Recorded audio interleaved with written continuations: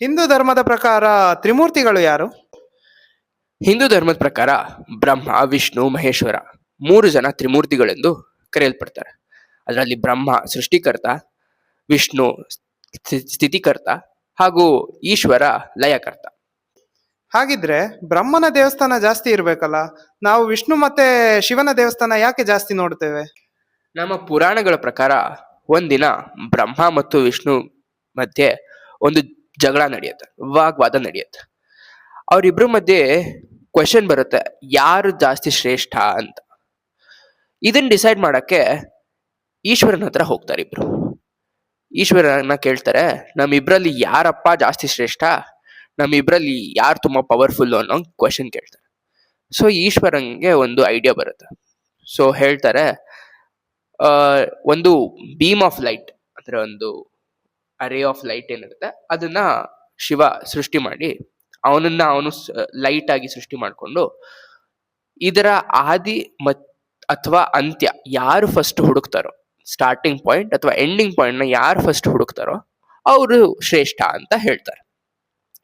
ಸರಿ ಅಂತ ವಿಷ್ಣು ಮತ್ತೆ ಬ್ರಹ್ಮ ಇಬ್ರು ಹುಡ್ಕಕ್ಕೆ ಅಂತ ಹೋಗ್ತಾರೆ. ಇದನ್ನ ಹುಡುಕ್ತಾ ವಿಷ್ಣುಗೆ ಇದ್ರದ್ದು ಆದಿನೂ ಸಿಗಲ್ಲ, ಅಂತ್ಯನೂ ಸಿಗಲ್ಲ. ಸೋಲೊಪ್ಕೊಂಡು ಈಶ್ವರನ ಹತ್ರ ಬರ್ತಾರೆ. ಬ್ರಹ್ಮ ಇದೇ ತರ ವಿಷ್ಣು ತರನೇ ಪೂರ್ತಿ ಬ್ರಹ್ಮಾಂಡ ಸುತ್ತಾಡಿ ಎಲ್ಲೂ ಸಿಕ್ತಿಲ್ಲ ಅಂತ ಅನ್ಕೊಂಡಿರ್ತಾನೆ. ಆಗ ಇದನ್ನ ನಾನು ಏನಾದ್ರೂ ಸೋತ್ ಬಿಟ್ರೆ ಈಗ ನಾನು ಪವರ್ಫುಲ್ ಅಲ್ಲ, ನಾನು ಬೆಸ್ಟ್ ಅಲ್ಲ ಅಂತ ಮನ್ಸಲ್ಲಿ ಅನ್ಸುತ್ತೆ. ಸೊ ಅಲ್ಲಿ ಒಂದು ಕೇತಕಿ ಹೂವು ಅಂತ ಒಂದಿರುತ್ತೆ. ಆ ಕೇತಕಿ ಹೂವಿನ ಸಹಾಯದಿಂದ ಒಂದು ರಚನೆ ಮಾಡ್ತಾನೆ, ಒಂದು ಕಥೆ ರಚನೆ ಮಾಡ್ತಾನೆ. ಏನಂತ ಅಂದ್ರೆ, ಈ ಬೀಮ್ ಆಫ್ ಲೈಟ್ ಏನಿದೆ ಇದ್ರದ್ದು ಸ್ಟಾರ್ಟಿಂಗ್ ಅಥವಾ ಎಂಡಿಂಗ್ ಪಾಯಿಂಟ್ ನಾನು ನೋಡಿದ್ದೀನಿ. ಈ ಕೇತಕಿ ಹೂವು ಏನಿದೆ ಅದಕ್ಕೆ ಹೇಳ್ತಾನೆ, ನೀನು ಇದಕ್ಕೆ ವಿಟ್ನೆಸ್ ಆಗ್ಬೇಕು, ನೀನ್ ಹೇಳ್ಬೇಕು ಹೌದು ಬ್ರಹ್ಮ ನೋಡಿದಾನೆ, ನಾನು ಅದನ್ನ ನೋಡಿದ್ದೀನಿ ಅಂತ ಹೇಳ್ಬೇಕು. ಈ ಪ್ಲಾನ್ ಇಟ್ಕೊಂಡು ಶಿವನ ಹತ್ರ ಹೋಗ್ತಾರೆ.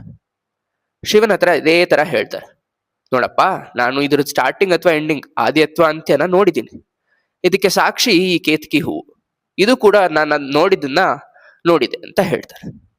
ಶಿವಂಗೆ ಭಯಂಕರ ಕೋಪ ಬರುತ್ತೆ. ಯಾಕೆ ಅಂದ್ರೆ ಈ ಬೀಮ್ ಆಫ್ ಲೈಟ್ ಏನಿದೆ ಅದು ಇನ್ಫೈನೈಟ್ ಬೀಮ್ ಆಫ್ ಲೈಟ್, ಇದಕ್ಕೆ ಆದಿ ಅಥವಾ ಅಂತ್ಯ ಇಲ್ಲ, ಇದು ಅನಂತ. ಸೊ ಬ್ರಹ್ಮಂಗೆ ಇದಕ್ಕೂ ಮುಂಚೆ 5 ತಲೆ ಇರುತ್ತೆ. ಆ 5ನೇ ತಲೆ ಅಹಂಕಾರದ ತಲೆ ಆಗಿರುತ್ತೆ. ಏನಾಗುತ್ತೆ, ಈ ಕೋಪ ಶಿವಂಗೆ ಏನ್ ಕೋಪ ಬಂದಿರುತ್ತೆ ಆವಾಗ ಅವನು ಬ್ರಹ್ಮನಿಗೆ ಒಂದು ಶಾಪ ನೀಡ್ತಾನೆ, ನೀನು ಬ್ರಹ್ಮಾಂಡದಲ್ಲಿ ಎಲ್ಲೂ ಪೂಜೆ ಮಾಡಬಾರ್ದು, ನಿನಗೆ ಯಾವುದೇ ದೇವಸ್ಥಾನ ಇರಲ್ಲ. ಹಾಗೆ ಆ ಕೇತಕಿ ಹೂಗೆ ಒಂದು ಹೇಳ್ತಾನೆ, ನಿನ್ನನ್ನ ಯಾವುದೇ ಪೂಜೆ ಸಮಾರಂಭದಲ್ಲಿ ನಿನ್ನ ಉಪಯೋಗಿಸಬಾರ್ದು, ನೀನು ಪೂಜೆಗೆ ಬರಲ್ಲ ಅಂದ್ರೆ ನಿನ್ನ ನಾವು ನಿಷೇಧ ಮಾಡ್ತೀವಿ ಅಂತ ಹೇಳ್ತಾರೆ. ಆ ಶಾಪದಿಂದ ಬ್ರಹ್ಮನಿಗೆ ಯಾವುದೇ ದೇವಸ್ಥಾನ ಇಲ್ಲ. ಈಗ ಇನ್ನೊಂದೇನಂದ್ರೆ, ಆ 5 ತಲೆ ಇರುತ್ತೆ ಬ್ರಹ್ಮನಿಗೆ, ಆ 5ನೇ ತಲೆ ಬಂದು ಅಹಂಕಾರದ್ದು, ಇನ್ನು ಮಿಕ್ಕಿದ 4 ತಲೆ ವೇದಗಳನ್ನ ರೆಪ್ರೆಸೆಂಟ್ ಮಾಡ್ತಿರುತ್ತೆ. ಏನಾಗತ್ತೆ, ಆ 5ನೇ ತಲೆನ ಕಾಲಭೈರವ ಏನ್ ಮಾಡ್ತಾನೆ, ಶಿವನ ಕೋಪದಿಂದ ಕಾಲಭೈರವ ಹುಟ್ಕೊಂಡು ಆ ಬ್ರಹ್ಮನ 5ನೇ ತಲೆನ ಕಡಿತಾನೆ. ಹಾಗಾಗಿ ನಾವು ನೋಡ್ಬೋದು ಈ ಬ್ರಹ್ಮಂಗೆ ಯಾವುದೇ ದೇವಸ್ಥಾನ ಇಲ್ಲ. ಆದರೆ ರಾಜಸ್ಥಾನದಲ್ಲಿ ಪುಷ್ಕರಲ್ಲಿ ಬ್ರಹ್ಮನಿಗೆ ಒಂದು ದೇವಸ್ಥಾನ ಇದೆ. ಇದು ಒಂದೇ ಏಕೈಕ ದೇವಸ್ಥಾನ ಇಡೀ ಭೂಮಂಡಲದಲ್ಲಿ. ಕಾಲಭೈರವ ಬ್ರಹ್ಮನ 5ನೇ ತಲೆನ ಹೇಗೆ ಕಡ್ದ, ಏನ್ ಮಾಡ್ದ ಅಂತ ಇನ್ನೊಂದಿನ ನಾವು ಈ ಚಾನಲ್ ಅಲ್ಲಿ ಕೇಳೋಣ. ಅಲ್ಲಿವರೆಗೂ ಫಾಲೋ ಮಾಡಿ, ಸಬ್ಸ್ಕ್ರೈಬ್ ಮಾಡಿ ಟೈಮ್ ಟೇಲ್ಸ್ಗೆ. Thank you.